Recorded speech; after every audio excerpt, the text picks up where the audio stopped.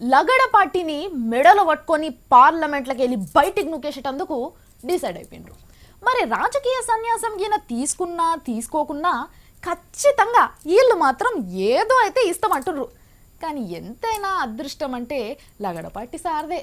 సార్కు ఇక్కడోళ్ళే కాదు బయట దేశం వాళ్ళు కూడా ఎర్ర జంకానం పరిచి మరీ వెలుస్తున్నారు. మరి ఎందుకు వెలుస్తున్నారు, ఏం కథ అనేది చూసి తెలుసుకోండి.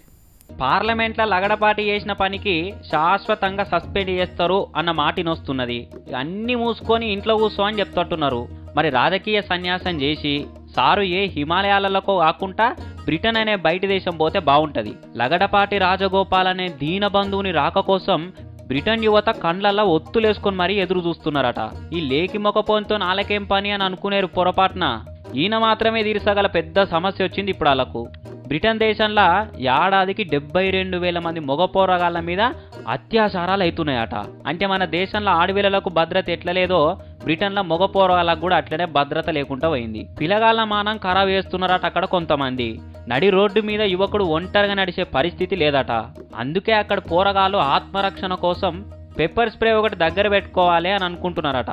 ఇక పెప్పర్ స్ప్రే కొట్టుట్ల పట్టభద్రుడైన లగడపాటి రాజగోపాలునికి భారతదేశంలో బతుకు తెరువు ఎట్లయినా లేదు కాబట్టి బ్రిటన్ పోరగాళ్లకు పెప్పర్ క్లాసులు చెప్పి వీటిని వాడే విధానాన్ని వివరిస్తే బ్రిటన్ యువకులకు మరవలేని సాయం చేసినట్టుంటది అని అంటున్నారు. లగడపాటికి బ్రిటన్ పౌరసత్వం ఇచ్చేసి శాశ్వత శిక్షకుడిగా పెట్టుకుంటే భవిష్యత్తులో నోబెల్ శాంతి బహుమతికి కూడా లగడపాటికి చోటు దక్కే అవకాశం ఉంది అని అంటున్నారు. రండి రండి రండి దయచేయండి.